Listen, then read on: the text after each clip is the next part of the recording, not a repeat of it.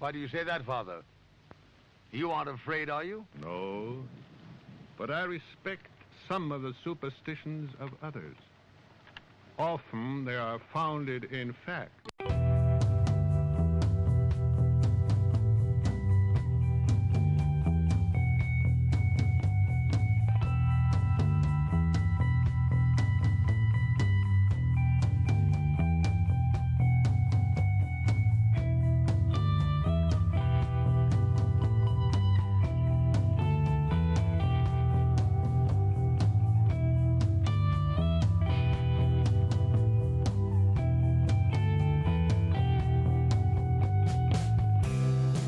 Broadcasting live from our Sanctum Sanctorum in Venice, California. I'm Krista. I'm Kristen. And we are the Sixth Sense Society.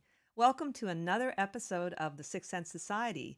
Tonight we are going to be talking about blessings. As many of you know, we talked about curses 3 weeks ago, so we thought we'd do the opposite tonight. Before we get started, though, there are a couple of announcements. The first one is that for those of you just joining now, we do a astrological forecast for the month called the Cosmic Weather, and we release the one for May separately. We'll be doing that every month at the beginning of the month, and you can find it on our YouTube channel, sixthsensesociety.com. And then Michael has a couple of announcements of upcoming shows. Yeah, we've got a couple of really great shows coming up, just to remind everyone. Next week, we're going to be recorded actually for the next 2 weeks, so we're not going to be live, but we're still going to log on around 8 o'clock and keep an eye on the chat. So if you guys are going to send us comments, we'll definitely get them and try and respond on the chat with you guys. But we have Lama Kathy Wesley, who's going to be talking about the path of the Bodhisattva and the compassion in our modern society. And I can tell you, it was a great conversation. You guys definitely want to listen to that. And I think Lama Kathy's going to be a regular guest for us. She had a lot of fun, and we had a lot of fun with her. So definitely a show you guys want to catch. And then the following week, we have Krista's dad, Dr. George Swimmer, and he's been doing past life regression for literally decades. And talking about Edgar Cayce and his thoughts on past life and so forth. And again, that's a terrific show. So he had lots to say. So we hardly got a word in edgewise with her dad, but it was a lot of fun. So definitely you guys check it out and tune in. And I'm going to kick it back to you guys. I'm sure that the Celtic part of me is going to want to jump in with a blessing here and there. But have a great show, and let's go for it. All right. Thanks a lot, Michael.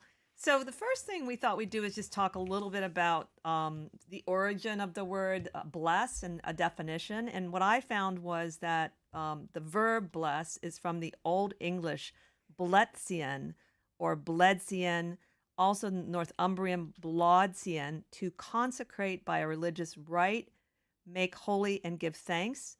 And then from the Proto-Germanic, it is Bloodison. I know I pronounced that wrong. Which means hallow with blood, mark with blood. So it originally was a blood sprinkling on pagan altars, which kind of surprised me. And then for some reason, it was sort of taken. The Old English Bibles translated the word benedicere and the Greek eulogia, which means something else. And so it got more into like sort of giving thanks or good words. I think that's what that's about. So that's what I found out. So it's kind of a convoluted origin. and as we will go on with the show, you'll notice that blessing has many implications too. What is blessing? So you had something you wanted to add there, I think, Kristen, didn't you? Yeah, well, it was interesting because I just threw it into online Webster's dictionary just to see what would come up. And for blessing, the first definition was to ask God's protection and favor, which because we're getting into a little bit of like in the origins, it talked a little bit about religious kind of, right? Mm-hmm. So it's interesting. I also threw in the word ritual because I feel blessings and ritual blessings comes up a lot, especially in the spiritual community. And that also came up as a religious ceremony consisting of a series of actions performed in a prescribed order. So it's interesting how it's the religious connotation, and I definitely encourage everyone that it doesn't have to be a religious thing.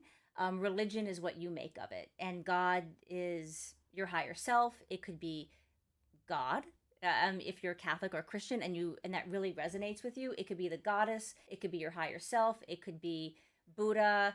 it, please feel free as we go through this show to kind of insert that. I think it's important because it doesn't have to be about Christianity, which is what I feel like it was coming up with here. Very true, at least in the English language, because it's Yes. true. Many cultures have definitely blessings, very elaborate blessings, and Yes.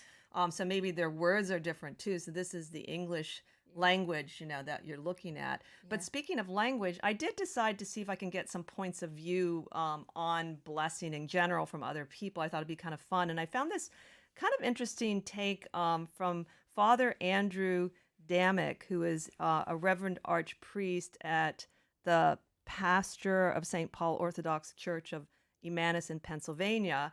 And he wrote an article called Blessing, Does It Actually Mean Anything? So what he talks about is that, first of all, as you know, in the Bible, blessing is repeated hundreds of times. There's Yes. and there's different Yes, kinds and the of Torah blessings. is what I realized as So- well. Like when you bring up blessing, like it's page after page of Jewish blessings and ritual and what's in the Torah. So between the Bible and the Torah, Yeah. there's a lot. And of course, we talked about the curses in the Bible too. But he Yes. said that one point he made was that blessing and curses have to do with language all the time in the Bible. Whenever the Bible mentions God or someone else, words are spoken. And then he gives the example, of course, the Genesis in the very beginning, some of the famous blessings there. And often they'll include an action, usually with hands, is what he said in the Bible. And then he also mentions that in Greek, the word blessing, eulogia, means a good word, and the Latin means a good spoken word. So it was really interesting how he talked about language being a form of blessing. And so he actually extrapolates later on in the article and saying that it is so much so that our words can be Right. blessings or curses. Absolutely. And he specifically talked about a curse being connected to the devil, who is the father of lies. And that made me think of Donald Trump, who they recently said has made over 10,000 known lies. 10,000 known lies, way more than any president we've ever had. And that is technically a curse because of it. This is more religious speaking. And I thought it was really Right. interesting. And it did make me think about, he says, if you think about blessing as words, and when you say good things and how good it feels and how you remember. Now, I think he means authentic good things, not flattery and, Right. like trying to butter people up. And I thought, yeah, I remember when people have said something really kind and nice to me forever almost. It's like, Right. it really warms you. And the same thing when people say mean things to you or they're bullies. And a good example of that is they say, if you were bullied on the playground as a kid, sometimes like you could be 50 and you're still kind of carrying that. It's interesting. The power of our words and the intention of our words is magic. And that's something I think that we constantly talk about on this channel Mhm. is that ritual and magic and blessings, we are that. Mhm. And we have a lot of power within us. And if we really are focusing our words into something on the darker side of things, that can manifest. And it's interesting what you're saying about if someone lies after lie. It's like a marriage. If someone's lying after lying after lying, the marriage is going to die. You can stay in it, but it's going to be a bad experience if someone is constantly putting you down. Yes. It's Yeah. interesting to me that how the journey of this show, it's a constant reminder of just how powerful our words and our thoughts are. And in a lot of traditions, I know in the Irish and Celtic traditions, at least the Irish and maybe Scottish, I'm not sure, Michael, you probably would know that your word used to mean a lot. Right. So you gave your word to someone and it was like valid. You didn't even have to shake on it. It was my word. And I also think that people that tend to give their word and they mean it, they develop more power with words themselves. Like their Right. words become really powerful. And maybe that's how they can become more, even if I'm not a spiritual person, like, technically I'm not a priest, but if I give words that kind of energy and power, that my words mean something to people and can be blessings. So as you were saying, you don't have to be even a religious person to give a blessing. Absolutely. It's more of the intention, the Yeah. energy. Though it does seem like I like getting blessings. I've gotten them, like especially the Tibetans are really big on blessing. We'll talk about what you can do with blessings. You can bless people. You can bless houses. You can bless objects. Yeah. It's so many things, and everybody likes to do that. Pets, the ceremony of the St. Francis blessing of the animals that they do in October. Yeah. People love that. And there must be something to it, or why do we all flock to it, even if we're not particularly religious, you know? Maybe, I don't know if atheists would go for blessings. I don't know. One of the rituals that we had at home, because I grew up in Nova Scotia, as many of you know, in a little fishing community in Nova Scotia, and there was a scallop fleet. Digby has one of the world's largest scallop fleets, and if you ever had Bay of Fundy scallops, they're the absolute best. But with any fishing fleet, whether it's in Alaska or Nova Scotia or whatever, in Greece, at the beginning of the fishery season, they'll have the blessing of the fleet. And the ministers from different congregations will go down and will actually make a formal blessing of the fleet for their safety during the fishing season. And so it's called the blessing of the fleet. And that was a big deal. There was a big ceremony around that every year. That's wonderful. I didn't know that. Well, it's interesting, you know, like the breaking of like the champagne bottle over a new ship, or if someone's opening a new store and you have the cutting of the ribbon.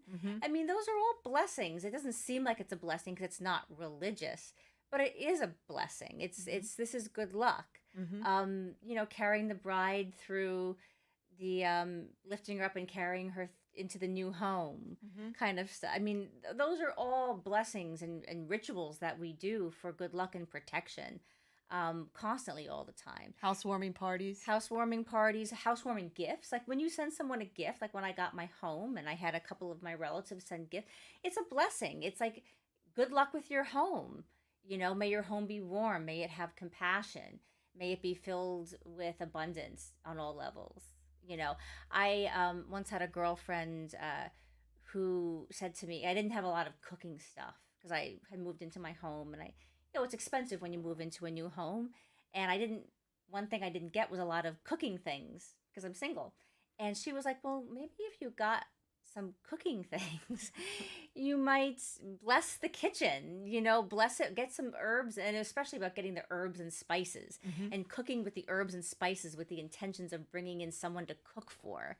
And it's interesting because I actually did meet someone fairly quickly after I bought all those things, and I bought all the spices, and I was like cooking and using the spices with the intention. Now, it didn't last, but it was interesting how it did happen rather quickly. You know, it's everyday blessings.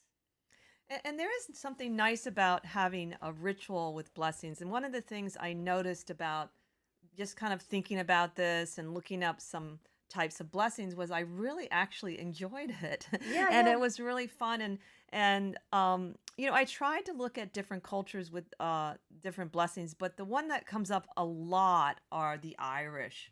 They have a blessing for pretty much everything. Very cool. Yeah. So they I think it's because of their history with poetry too, and the words. And I know that you know, a lot of indigenous cultures have, you know, ritual blessings, and as I said, the Tibetan Buddhists they really like to bless things in elaborate ways, and also very simple ways. Like always, like you can go up to a lama and at, like, say, an empowerment, and hand them a scarf, and they give it back to you and wrap it around your neck, and then they also touch their forehead to your forehead and hold your hands. And I'm sure that means something, but even if you don't really know the meaning, it's very intimate and really nice. I really enjoy that part of it. I did that once in New York City, and I can't remember, to be honest, who it was, because it was a really long time ago. It was over a decade ago. And a friend of mine said, you know, we're going to go see this guy, you know what I mean, bring a scarf. And it was very interesting. And it was a very intimate experience to listen to this Indian guru who was being translated. It was a translator there. Yeah, it's interesting. When you can put something on, it's like the wedding ring. It's like that promise. It's that ritual. It's that, you know, it's almost like protection. In a way, and it's something that when you can put it on you, when it's something physical like that, when you can eat something, when it's a ritual with food or herbs. You know, Thanksgiving is very much a blessing. It's a yearly blessing that we had gotten this abundance due to the gratitude of working with the Native American Indians, and every year we re-bless ourselves. Now, it would be great if in America we actually really took it in that sense, as opposed to a big eating fest. It's like that it's a blessing of abundance towards all. But it's interesting when you think about blessings, how many blessings rituals we actually have. Waking up in the morning, if you say prayers, that's a blessing. Nightly prayers is a blessing, no matter what religion it is. Hmm. Yeah. I have some objects I've had blessed, and recently I had my red Tara statue blessed by Kempo Tenzin. I went to an empowerment at the Santa Monica KTC was hosting him, and I went to the Green Tara empowerment because I'd never Right. formally gotten that. And so he blessed my statue, and he gave me, I think, some little rice, I forget, and I have it underneath the statue. And Cool. he blessed this and I took whatever I could, and Right. and I always really enjoy that they take the time to do it. And one of the Yeah. things I was thinking about as I was preparing for the show is the question is, should you formally charge for blessed objects? Because in my mind, I think no, but you can still donate to people. Because Sure. remember that time where those it was going around the red strings of Kabbalah they were Hmm. selling. And there seems something to be a little weird about that to me, but I think it's okay if people donate. Like you donate what you can afford. Right. And at least most of the things I've ever gone to where they're blessings, I wasn't charged formally for them. Like for being the blessing itself. Maybe I went to an event that I paid for the event, but there was blessings in it. And I wonder what people think about that thought. Is it okay, and does it sort of make it into something else if you're trying to get something out of it, as the Yeah. person blessing whatever you're blessing. I think it probably has to do with the intention of the person asking for it. I mean, if it's someone asking for it because, they don't, they live very humbly and they're asking for a little something Hmm. to help them for providing such a beautiful service. But I know, like in the Catholic Church, if you're doing a baptism or a wedding, you're kind of expected to donate. And the richer the community, the more money you're expected to donate. So I don't really know how people should be able to get married for free, I don't know, or your baptism for free. But it's interesting. I don't know how I feel about that, and people feeling the pressure to donate a certain amount of money, otherwise you're going to be thought of illy, and that's not really cool. Yeah, well, I think it's because the thing I've noticed, and a lot of people will sell, like in the spiritual world, they'll sell their jewelry or Hmm. the other things, and they say, "I've blessed it." And Uh, here's the thing: is does it matter? Is there a potency if a teacher or master blesses something versus I bless something? Not saying I'm lower, but right. if I have worked hard on having a lot of extra spiritual energy, is it more potent anyway? And can anyone have that? Anyone can bless, but is it really as effective or not? I don't know. These are just questions that went It's an through my interesting mind. question because a lot of times, and it does come up a lot with jewelry, where people will be selling just stones, like necklaces and rings, and they'll say, "Well, this was charged with the full moon on this date when the retrograde was blah blah blah blah." You know what I mean? That kind of thing. And I would be curious about the person and what they're doing. Like, what is a blessing to them? Because if they're just sticking it out there and saying, "Okay, I'm just throwing all these on my picnic table and letting not that the moon isn't potent," or are they doing a ritual around it? I know that there are some people that do rituals around their objects that they sell. From what I understand, at the House of Intuition, which is sort of rapidly becoming all over the country, it's all over California now, and it Huh. wouldn't surprise me if it became. It would be nice if a spiritual place like that became a chain. Outdo Starbucks. Tarot cards outdo like overpriced coffee. But she apparently was putting all the candles that they made on her personal altar at home and letting them sit there. Now that business has expanded so much that I don't know if she even could fit them all on her personal. But I thought that was beautiful, Right. because she was putting it on her own person when they started the business, putting everything on her own personal ritual table and her own personal altar and blessing them and putting good intentions into them. That I think is fantastic. But for some random jewelry maker to say, "Yeah, during the full moon, I did," because you don't know what people are doing when they're Well, saying that's it. it. You don't know. But the other thing is that, I have a bit of a problem with it, with everything being openly displayed in the spiritual world now, including rituals that I think are private. Hmm. And you can also bless your items because you want to and not tell people. Like, I mean, think of a great artist that, in a way they've got their own way of blessing their work, in that they're really into it. And Right. and also it's actually a little impersonal sometimes when you think of blessing a bunch of objects where you don't know where they're going. Whereas I personally like the intimacy of going to an event, and I go there and they offer these blessings, and I have that, maybe it's the physical transference of the energy I'm looking for. Yeah. And I don't personally think you can replace it. I don't think you can do rituals online and have the same impact as personal rituals. I'm not saying they don't have a place.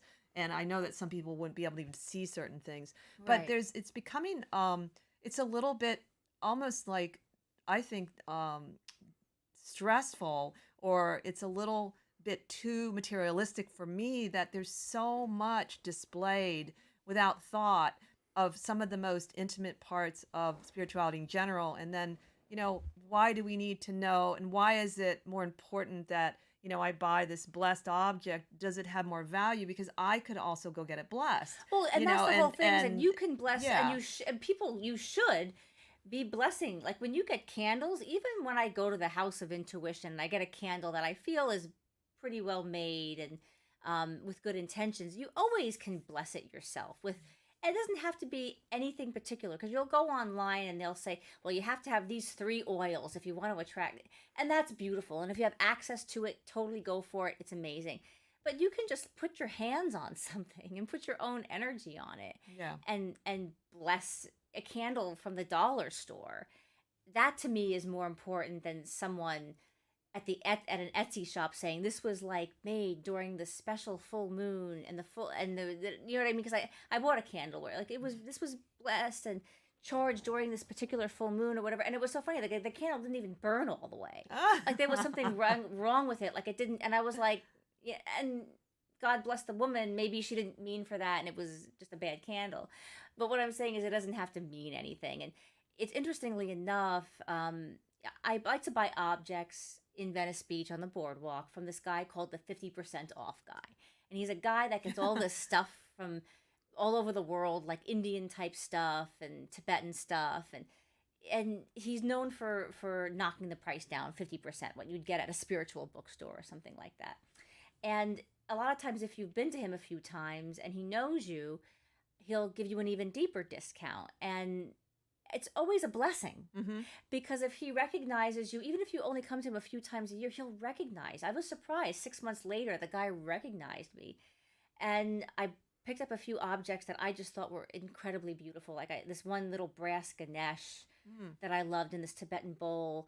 And it felt like a blessing when he said, oh, I'm going to add all this together. And then he gave me the deeper, it felt like a blessing. It really did. And it wasn't anything formal that he did. He didn't put his hands on it. It just was totally intentional.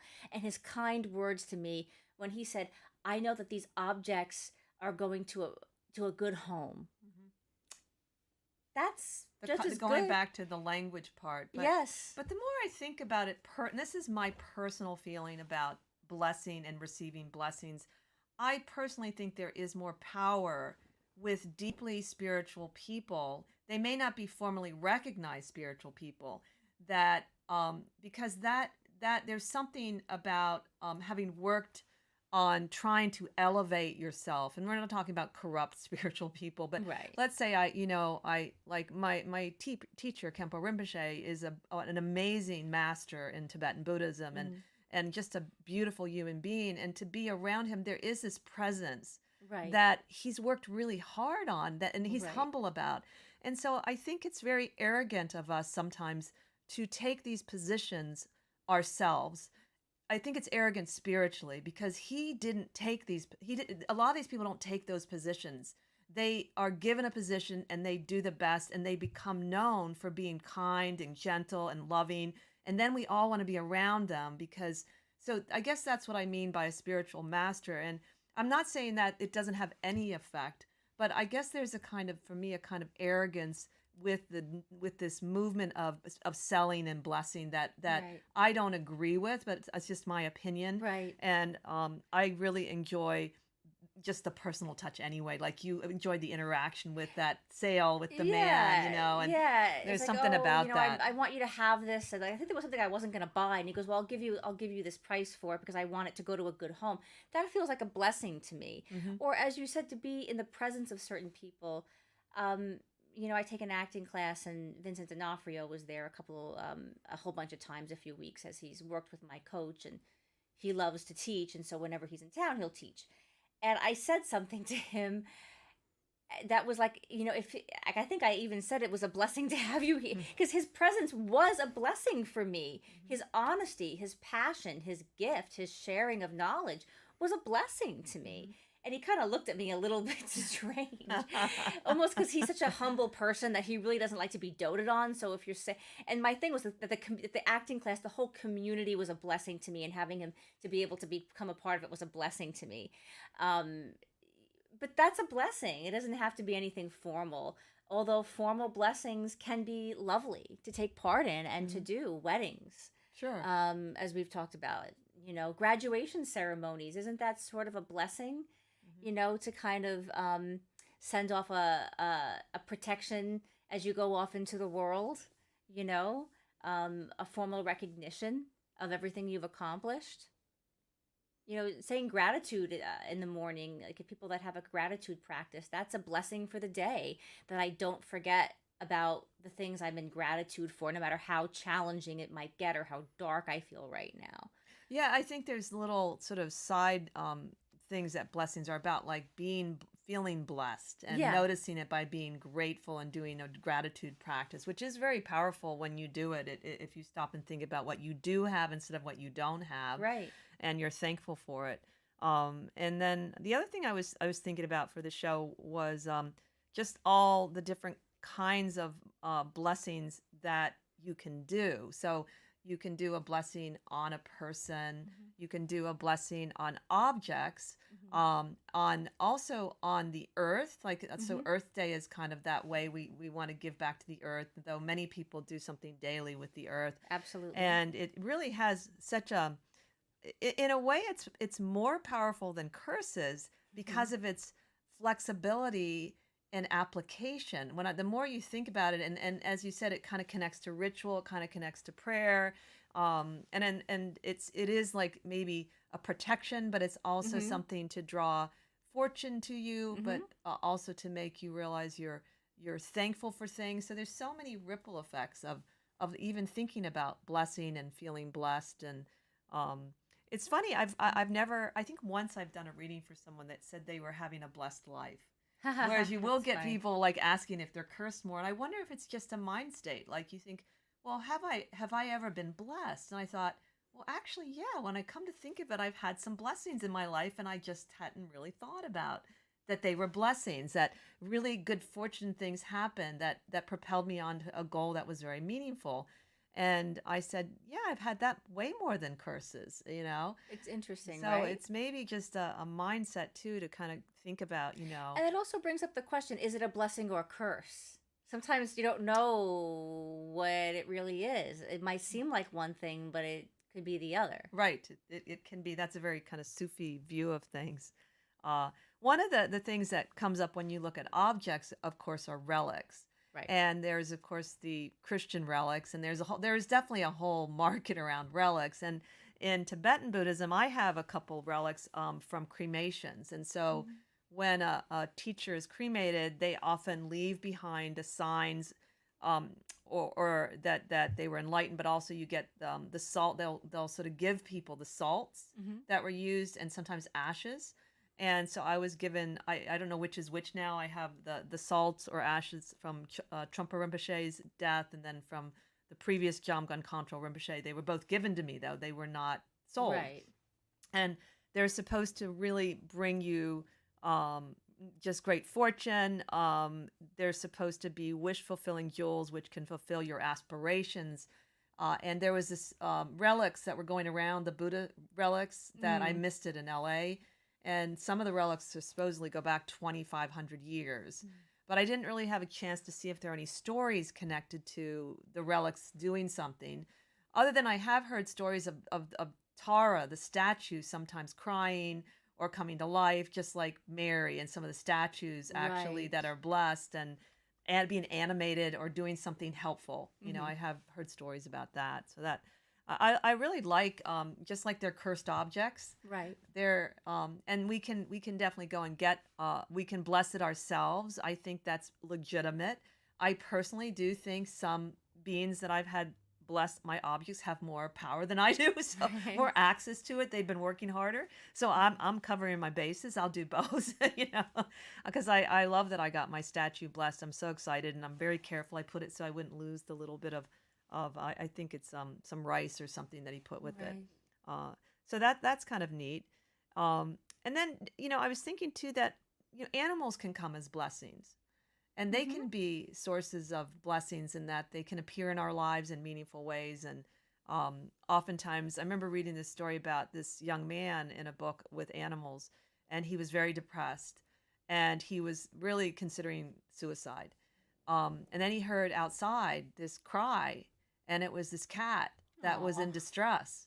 So I don't know what was wrong, but he had to rescue this cat, and then it got him out of his depression, and then he adopted the cat, and then it passed his desire to commit suicide. Aw. So the cat saved his life.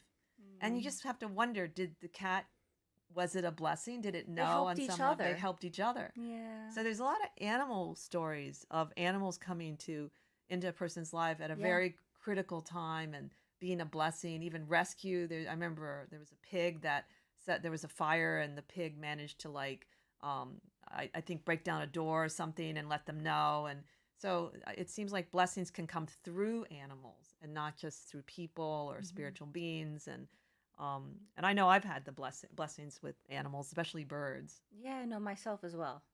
Absolutely. Several times with once with a squirrel in Hyde Park in London, and of course my beautiful cat, my totem spirit.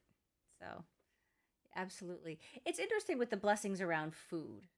And we Mm. talked a little bit about Thanksgiving, but kosher is another word for blessed.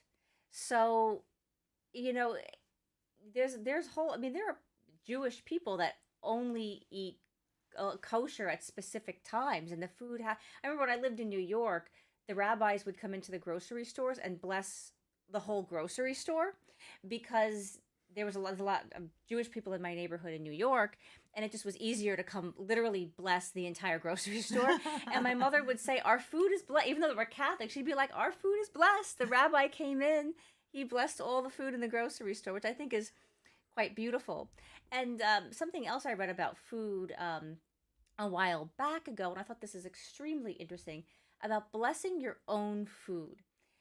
And it had to do with, if you order, let's say you order a sandwich, even if it's, I think it was like a vegan blog, and this person asked about, well, what if you think you're ordering like this amazing tofu sandwich, but the person who's making it, or the person who's serving it to you, has a weird attitude, Hmm. or there's something about the food, or you don't really know it. And I thought this was super interesting that they said, bless your food.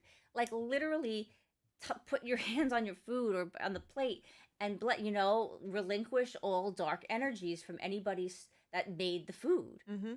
And I think it's kind of also reminds me about in Native American, they would always bless the animals after they would hunt, and thank the animals for giving their life so that we could be nurtured, relinquishing all of the dark energies if the animal was scared during the process.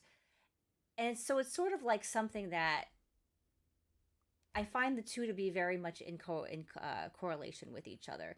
We want to bless our our food. Hmm. It's if you feel like you're at a restaurant, or someone's made something, or something strange, you could just kind of bless it.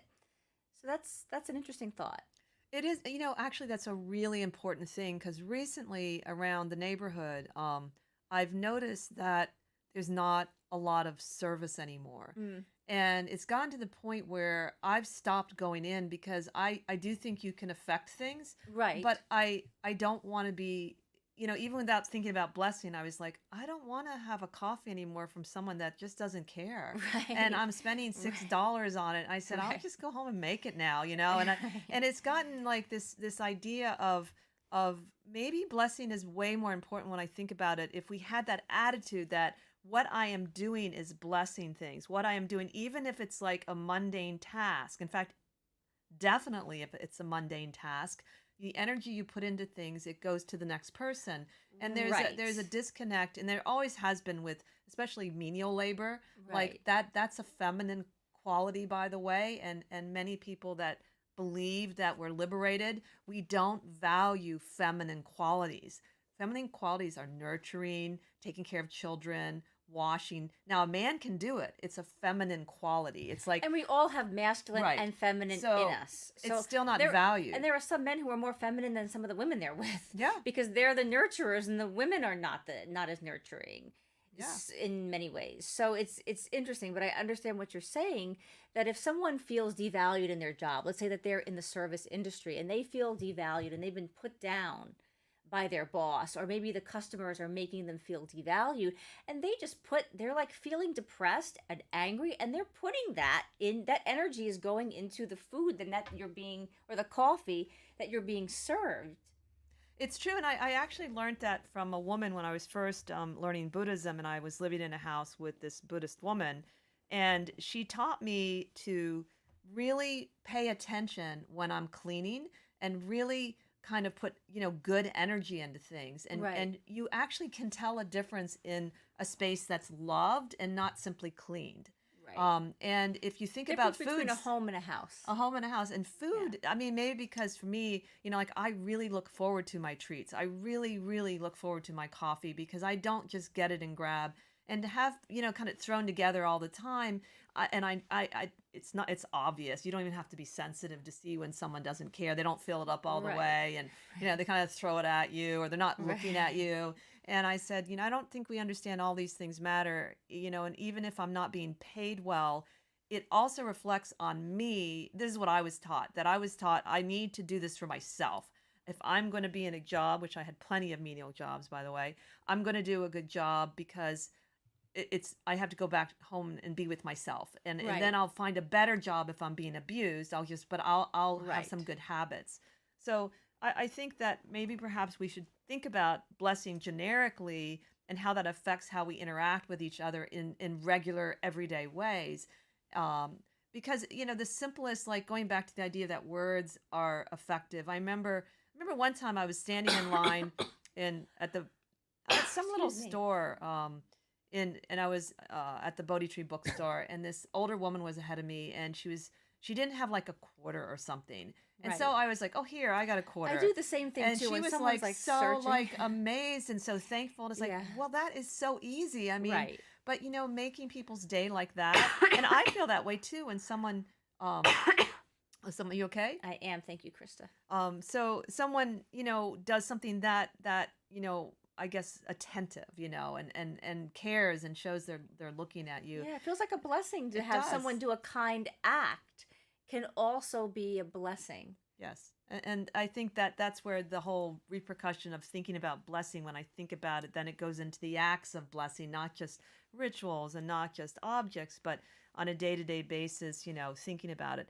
At the same time, it doesn't mean we should, let people abuse us. And like I Right. said, if I'm in an abusive situation or job, I'm not going to just be able to necessarily bless it and it'll go away. Right. I'll have to figure out a way to get out of it in a way that can be helpful to me. And sometimes, of course, we have to stand up to things, absolutely.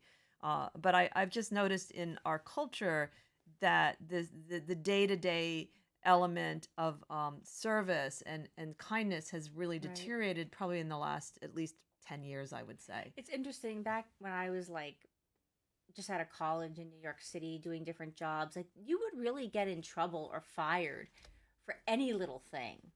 And I see people like, I walk into a store and nobody says hello. And I'm like, God, I would have been fired for that. You know what I mean? If anybody complained about anything, it was a really big deal. Yeah. And now, not necessarily. I mean, it's in one way, it's kind of nice to not be attacked when you walk into a mall by 20 different salespeople. I mean, all trying to like, make a commission. But on the other hand, sometimes you want an opinion, or you want someone to help you, or you don't want to have to track someone down. Like, hey, I'm here. I feel like we don't acknowledge each other always On a day-to-day basis. Everyone's kind of into their own thing. They're on their phone. And so when someone is walking down the street and they acknowledge you, they just kind of smile, that feels like a blessing. Mm-hmm. It's an acknowledgement. It's a favor. It's an act that it would go going back to our original definition of protection or favor, you know. Um, yeah, interesting stuff.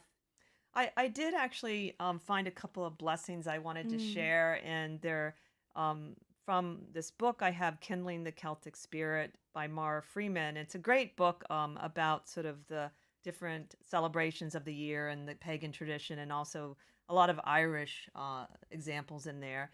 And what I liked about it, I was thinking that, it is a time where, because of the environment, people are very stressed out about the environment, rightfully so. And this is specifically a blessing for trees. And she says you can, use it if you were planting a tree or if you wanted to protect trees. And of course, blessings have to be followed by action. But there is something sometimes to that protective energy that can help. So I wanted to share it. It's not too long. It's just so beautiful. And it's something that it's like a poem more than anything else. And I know many people love trees Yes, and of the earth course. and and there are many people doing things for the trees. It's so here it is. It's called a Druid Blessing for the Trees. A ninefold blessing of the sacred grove now be upon all forests of earth, for willow of the streams, hazel of the rocks, alder of the marshes, birch of the waterfalls, ash of the shades, yew of resilience, elm of the brae, oak of the sun, and all the trees that live and grow on hill and brake and glen. No axe, no saw, no fire shall harm you. No mind of ownership shall seize you. No hand of greed or profit claim you, but grace of the stepping deer among you, strength of the rooting boar beneath you, power of the gliding hawk above you, deep peace of the running stream through your roots, deep peace of the flowing air in your boughs, deep peace of the shining stars in your leaves, that the harp of the woods be heard once more throughout the green and living earth. I have a blessing to share with you guys. And we're going to be off the air for the next couple weeks live. So we're going to be recording, or playing some recorded episodes. And this blessing goes out specifically to Kristen. So we've been talking about this, and it's a very common blessing that we use quite a bit in our society. So this is for you, Kristen. Happy birthday to you. Happy birthday to you. Aw, Happy thanks, guys. birthday to you. Happy birthday to you. Aw, thank you all. We know it's Thank coming up. you. Yes, next Sunday, Yes. actually. We're not going to be on air, Actually, so I was born on Mother's Day, which is next Sunday. Yes. And so I was a blessing to my mother on Mother's Day. yes. So it's really interesting whenever Mother's Day falls on my birthday, because it's, to me and my mom were like, oh yeah, I was born on Aw, Mother's Day. Yeah. That is really special. So thank you guys. you're I feel very welcome. blessed by the both of you. Well, we're blessed to have you. Aw. So, but so that's a couple. Do you have any your own or any blessings you've heard that you really like and enjoy? Um, like word blessings. Mhm. It's really, now this is a little bit different, but I find a lot of what Shakespeare wrote to be very much like blessings. So the sonnets Hmm. are actually wonderful forces of intention. And there's a sonnet for pretty much everything, which is to be careful, because you can also find sonnets that will curse. Yes. It's interesting. Yeah. But the sonnets, I think, are beautiful blessing. It's a wonderful way to. I'll often in ritual look to poetry in general. Rilke is another great one Oh, yes. to find blessings. Yes. And in the Bible in general, there's a lot of what, if you look in the book of Job, Also the oh God, what are they called? I'm blanking out. They're like the sonnets of the Bible. The Psalms? The The Psalms? Psalms. The Psalms. Thank you very much. Oh, sure. The Psalms are very much like blessings to me. There's a lot of beautiful passages, and again, for almost any sort of thing in your life. So between like looking at the sonnets, the Psalms, and into some older poetry is a wonderful way to like find something, especially if you're not so religious. It's a wonderful way to find refreshing ways to add into your rituals. Because I know a lot of people also, like if you look at the Wiccan stuff as well, I know a lot of people that don't quite resonate with that either, like to say to mote that it be. They just can't get into it. Right. But if you can find a beautiful piece of poetry or a psalm, it's a wonderful way to put a blessing into a new moon ritual, into a wedding. You know, I did a poem for my friend's wedding as a blessing, and she loved it. Mm-hmm. So yeah, that's what I would encourage anybody to do. It's true. Poetry has a lot. Walt Whitman. Yes. E. E. Cummings has a great Yes. poem. It starts, "Thank you, God, for this most amazing day, for the leaping willow." It's been a long time. It's something like that. And it's this beautiful, vibrant, thankful poem. And there's a lot of poets that have these moments of gratitude and thankfulness that has nothing in it at all that's related necessarily to God or religion. And, Right. And they are so close together, poetry and blessing. You could go to Rumi or Yes. you know, Rumi is wonderful yeah, for that stuff. And I think especially when you're for abundance, for gratitude, to bring in abundance, for money in a way that's not so, can you give me money? There's a wonderful like abundance sort of poems, you know, but also for romance and sensuality, for coming together with people in a way that's not so, and can you bring them to me? Because like we've talked a lot about like spells and stuff like that can be a little pushy, a little bit asking for things and forcing things.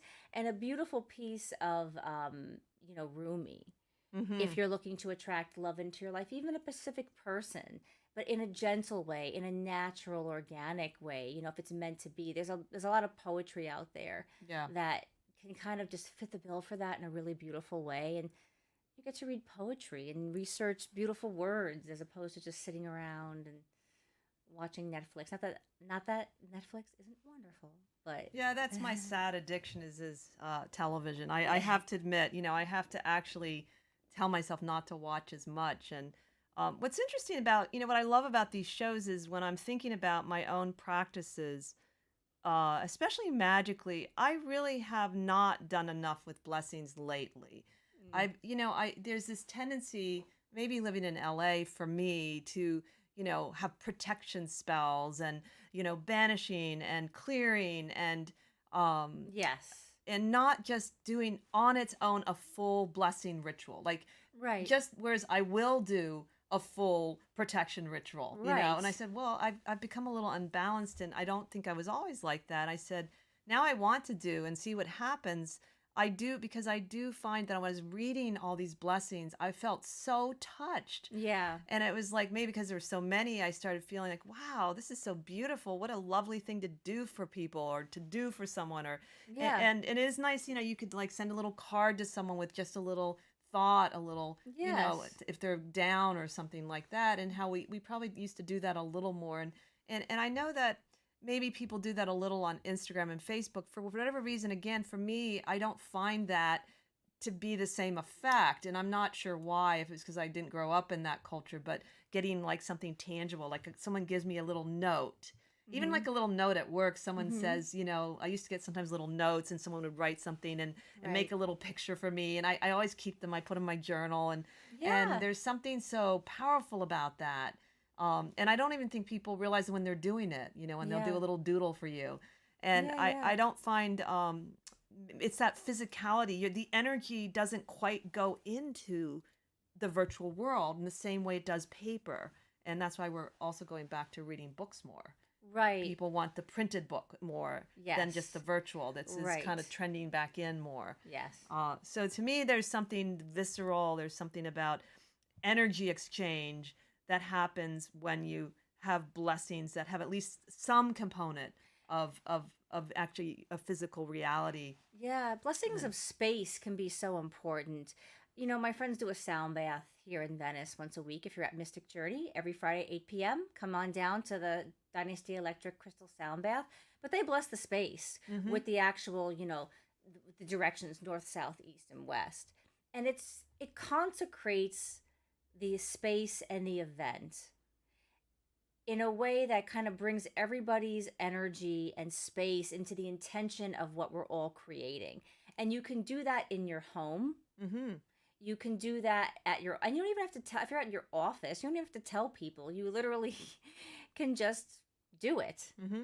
And try to put that vibration into the space, especially if you're feeling a little bit like there's some stuff going on at your home or at your work or just within a space.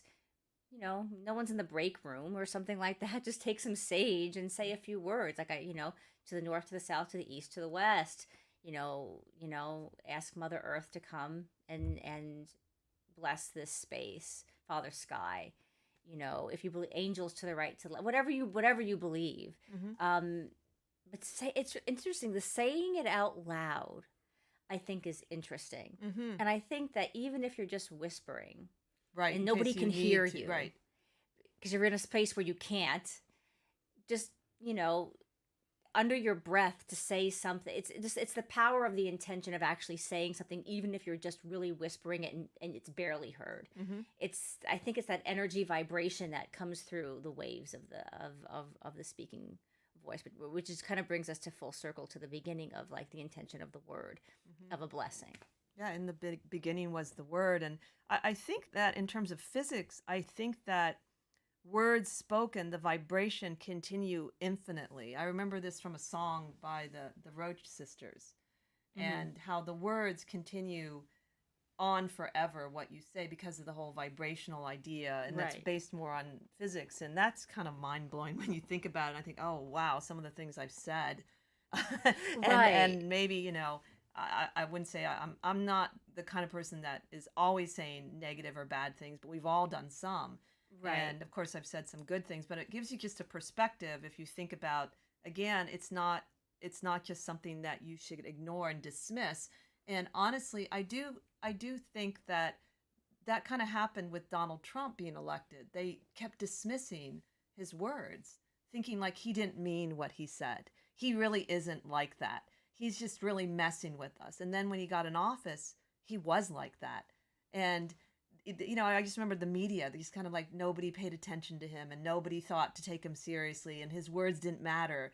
And then we see how much his words do matter and how they've riled up the hatred that was boiling underneath and given people permission to come out. And there's more hate crimes, especially around the Jewish people. And so his words do matter, especially said over and over and over again.